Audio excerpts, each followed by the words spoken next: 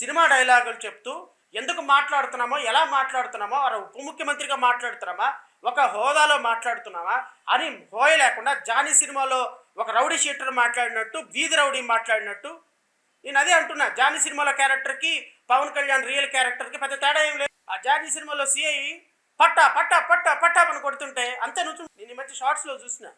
ఆ క్యారెక్టర్కి ఉప ముఖ్యమంత్రిగా నిన్న మాట్లాడిన క్యారెక్టర్కి ఏమైనా చిన్నపాటి తేడా ఉందో రాష్ట్ర ప్రజలు గమనించండి. ఆ పార్టీ భావించేది ఏంటి అంటే పబ్లిక్ వేల మంది ఉన్న సభలో రౌడీ షీటర్లని లేకపోతే తప్పులు చేసే వాళ్ళని ఆ విధంగా కాళ్ళకు యోగి ఆదిత్యనాథ్ ట్రీట్మెంట్ ఇవ్వటం అంటే ఎన్కౌంటర్ చేయాలనుకుంటున్నారు. యోగి ఆదిత్యనాథ్ని మీరు ఎందుకు నిన్న తీసుకొచ్చారు అనేది నాకు పూర్తిగా అర్థమైంది. ఎందుకు అంటే యోగి ఆదిత్యనాథ్ వాళ్ళ రాష్ట్రంలో రౌడీ షీటర్లుగా ఎవరైతే ఎస్సీలు, ఎస్టీలు, బీసీలు, మైనారిటీలు ఉన్నారో అని భావించారో రౌడీ షీటర్లు మొత్తాన్ని ఎన్కౌంటర్ చేయించేశాడు, ఎక్సెప్ట్ హిందూస్ని తప్ప.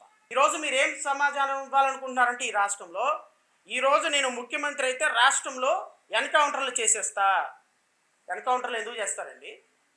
ఎవరిని చేస్తారు? ఎవరి వల్ల తప్పులు జరుగుతున్నాయి? మీ కూటమి ప్రభుత్వంలో వెళ్ళి ఆ పచ్చగొడ్డ కట్టుకుంటాడు పనికిమాలిన ఎమ్మెల్యే ఒకరు ఉన్నాడు, మెంటల్ గాడు, వాడిని అడగండి వెళ్ళి. కొలుకులపూడి శ్రీనివాస్ ఎవరెవరయ్యా ఇక్కడ మాఫియా చేస్తుంది, ఇసుక మాఫియా ఎవరు చేస్తున్నారు, ఇక్కడ లిక్కర్ మాఫియా ఎవరు చేస్తున్నారు, ఇక్కడ ప్యాకాట్ ఎవడు ఆడిస్తున్నాడు, ఏ ఎంపీ ఆడిస్తున్నాడని మీరు వెళ్ళి ఆ పనికిమాలిన ఎమ్మెల్యేలు అడిగితే ఆ పనికిమాలిన ఎమ్మెల్యే మొత్తం నీకు లిస్టు మొత్తం ఇస్తాడు ఆధారాలతో సహా. వాడి తోల్తి ఆయన ఒక ఎమ్మెల్యే రిజర్వ్డ్ కాన్స్టిట్యున్సీలో ఒక అమ్మాయిని రాజ్యకి తీసుకెళ్లి రేప్ చేసి ఒక 20 సార్లు ఆ పాపని రేప్ చేసి ఆ పాప చేత తెలుగుదేశం కార్యకర్త అని చెప్పేసి ఆమె హైకోర్టులో కేసు పెడితే వాళ్ళ భర్తను కిడ్నాప్ చేసి కేసు విత్డ్రా చేసుకుంటున్నాడే, ఆయన మీద చూపించింది ప్రతాప్. పిఠాపురంలో ఒక ఆడపిల్లని రేప్ చేసి టీడీపీ పార్టీ అధ్యక్షుడు చిన్న పాపను రేప్ చేసి తెలుగుదేశం పార్టీ అధ్యక్షుడు రేప్ చేసినటువంటి వ్యక్తి ఉన్నాడే, వాడి కోలు కాలు తీలు కీల్తి వాళ్ళకి. మీ కాపులకు సంబంధించినటువంటి ఒక హెడ్ మాస్టరు నిన్న పిఠాపురంలో యూ కొత్తపల్లి పోలీస్ స్టేషన్ పరిధిలో ఉన్న ఒక స్కూల్లో పిల్లల్ని మీరు ఎస్సీ వాళ్ళు ఏం పీకుతారా అని అన్నప్పుడు వాడిని తీసుకొచ్చి అక్కడి నుంచి తీసుకెళ్ళి కాకినాడ ట్రాన్స్ఫర్ చేయించుకున్నారే బెటర్ ప్లేస్కి, వాడిని తోలు. రాష్ట్రంలో ఇప్పటి వరకు జరిగిన 36,000 మంది మహిళల మీద అఘాయిత్యాలు చేసినటువంటి వాళ్ళని తోలుది నాయన. 75% మీ టీడీపీ వాళ్ళే ఉన్నారు దాంట్లో, మీ జనసేన వాళ్ళే ఉన్నారు దాంట్లో. మీ ఫ్లెక్సీ పెట్టలేదని చెప్పేసి నానా బీభత్సం చేశారు, యూనివర్సిటీకి వెళ్ళి వీసీని కూడా బెదిరించి. వాళ్ళని నాయన తోలు.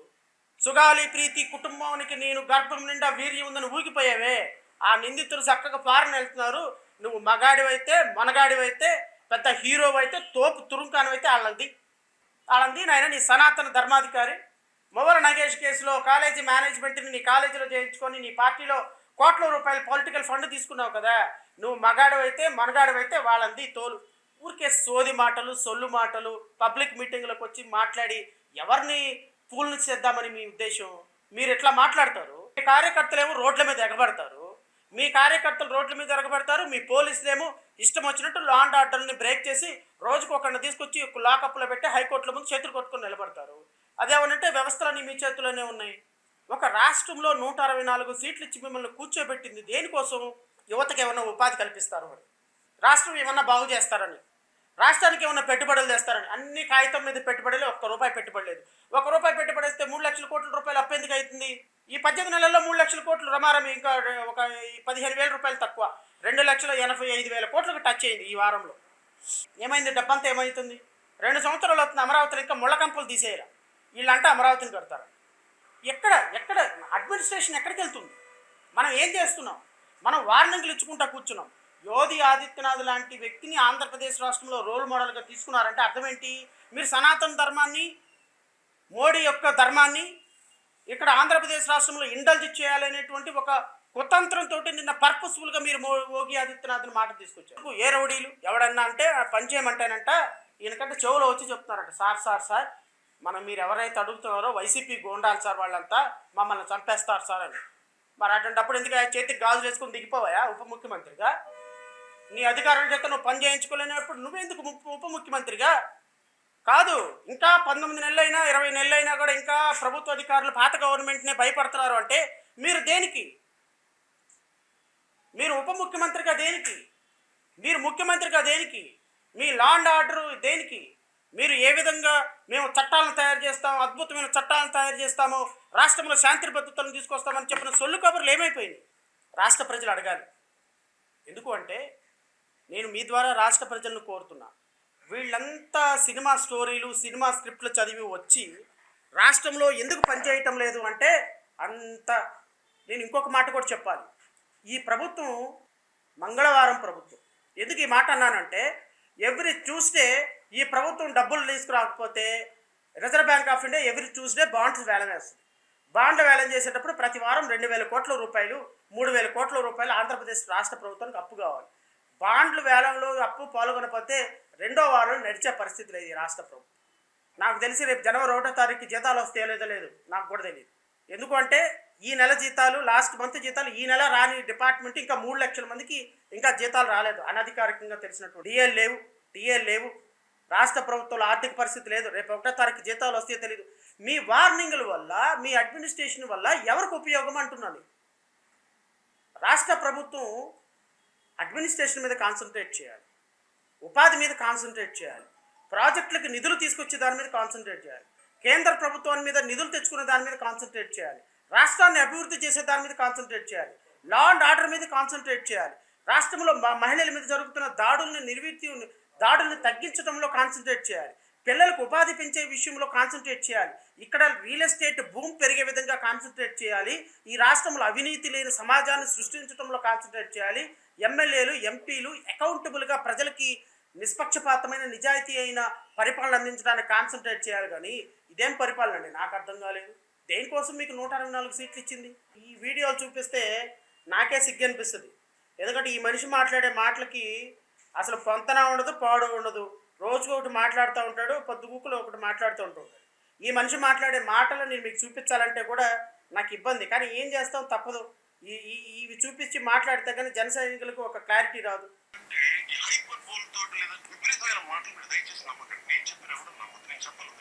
చేయగలిగేది ఏంటంటే ఈ పొల్యూటెడ్ వాటర్ ని ఎంత సేఫ్ గా మన సముద్రంలో కలపగలం, మీకు వచ్చే సంపద చచ్చిపోకుండా. దానికి I will make sure TVs కానీ ఇవన్నీ ఎన్ఫోర్స్ చేయడానికి ఎంత కఠినమైన చట్టాలు, పర్యావరణ చట్టాలు ఉండాలి అనేది మటుకు నాకు ఖచ్చితమైన అవగాహన. అందుకే మేము పర్యావరణాన్ని పరిరక్షించే అభివృద్ధి ప్రస్థానం అనే చెప్పాం.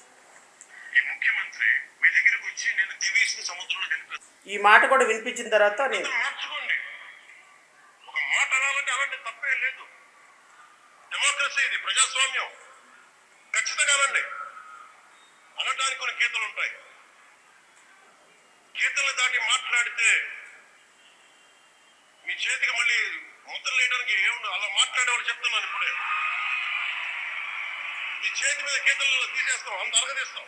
గుర్తుపెట్టుకో. ఈ భాష ప్రజాస్వామ్యంలో పర్మిసిబుల్లా? చేతి మీద గీతలు అరగ తీసేస్తాము అంటే అర్థం ఏంటి అంటే ఈ చేతి మీద తోలు తీసేస్తామని అర్థం. ఒక ఉప ముఖ్యమంత్రి పబ్లిక్ మీటింగ్లో ఈ విధంగా తోలు తీసేస్తాము, గీతలు అరగ తీసేస్తాము ఎక్సెసివ్గా ప్రశ్నిస్తే అంటే పవన్ కళ్యాణ్ గారు మీరు పార్టీ పెట్టినప్పుడు మీరు ప్రశ్నించిన విధానం ఒకసారి చూసారా?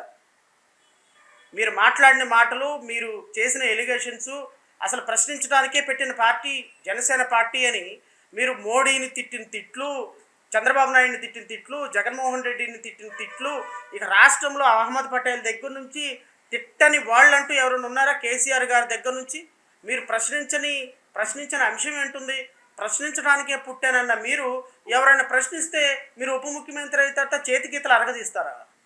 పిఠాపురం లాంటి చోట కూడా మీరు చిన్న పిల్లల మధ్యలో కాస్ట్ ఫీలింగ్స్ పట్టుకొస్తే మిమ్మల్ని మీ అధోగతికి నేను ఏం మాట్లాడను. పిఠాపురం దాంట్లో క్యాస్ట్ ఫీలింగ్. నేను అడుగుతున్న ఉప ముఖ్యమంత్రి గారిని, ఒక్కసారి మీరు పిల్లల దగ్గరికి వెళ్ళి మాట్లాడారా? మీరు ఆ పిఠాపురం కాన్స్టిట్యున్సీకి ఎమ్మెల్యే కదా. నేను మళ్ళీ చెప్తున్నా, జబర్దస్త్ టీములను మొత్తాన్ని తీసుకొచ్చి ఐపరాదిగాలో వాడు ఆడపిల్లల మీద జోకులు వేసుకుంటా, ఈ సెక్స్ రిలేటెడ్ జోకులు వేసుకుంటా చాలా వల్గర్గా ఈ పిఠాపురానికి సంబంధించిన బ్యాచ్ మొత్తం వచ్చి ఆ పావలాకి 10 రూపాయలకి పనికి రాని వాళ్ళందరూ వచ్చి ఈ వ్యక్తికి ప్రచారం చేసి ఈ 5 సంవత్సరాలు పిఠాపురంలో కనపడకుండా పోయారు. ఇప్పుడు పిఠాపురంలో జరుగుతున్న అక్రమాలకు ఎవడ బాధ్యత లేదు. వచ్చారు, టీం ఈవెంట్ చేసుకున్నారు, హాయ్ బాయ్, ప్రపంచం మొత్తం పిఠాపురం చూస్తే పవన్ కళ్యాణ్ గెలిపించండి అని చెప్పారు, 4 ఓట్లు వేయించారు, వెళ్ళిపోయినారు. నేను అడుగుతున్న ఉప ముఖ్యమంత్రి గారిని, మీరు ఈ మీటింగ్లో చెప్పినట్టుగా పిఠాపురంలో ఏ విధమైనటువంటి కాస్ట్ డిస్క్రిమినేషన్తో పిల్లల్ని మాట్లాడలేదని చెప్పటానికి మీరు పిల్లల దగ్గరికి వెళ్ళి ఒక్కసారి మాట్లాడారా? పిల్లల తల్లిదండ్రులతో ఒక్కసారి మాట్లాడారా? అమ్మా మీ మీద ఎవరు ఇదిగా 30 మంది పిల్లల్ని ఎవరు మాట్లాడారని ఒక్కసారి అన్నారా? అనకుండా మీరు ఎవరి మీద ఎలిగేషన్లు చేస్తున్నారు? ఒక బాధ్యతాయుతమైనటువంటి పదవిలో ఉప ముఖ్యమంత్రి పదవిలో ఉన్నానని సోయ ఏమన్నా ఉందా మీకు? మీ తెలుగుదేశం నాయకుడు రేప్ చేసినటువంటి ఆడపిల్లని పరామర్శించారా? అసలు మీరు ఎమ్మెల్యే అయినా సోయ ఏమన్నా ఉందా మీకు? ఆ కాన్స్టిట్యున్సీ ఎమ్మెల్యే ఒక గ్రామాన్ని వెలేశారు 2 ప్లేట్లు పెట్టి. ఏది 2025లో కూడా జరిగిందో లేదో నాకు తెలీదు అని మీరు అంటున్నారు కదా. మీరు ఒక ఒక ఒక ఎలిగేషన్ వచ్చినప్పుడు కనీసం బాధితుల దగ్గరికి వెళ్ళి ఏంటమ్మా ఏం జరిగింది, ఇది కరెక్టా కాదా అని మాట్లాడాల్సిన కనీస బాధ్యత మీకు ఉన్నదా లేదా? వెళ్లకుండా, సంప్రదించకుండా, మాట్లాడకుండా మీరు ఏ విధంగా ఇది ఎలిగేషన్ అనేటువంటి కామెంట్ రాష్ట్రంలో జరుగుతున్న అన్యాయాల మీద చేస్తారు? దీనికి ఖచ్చితంగా మీరు సమాధానం చెప్పి తీరాలి.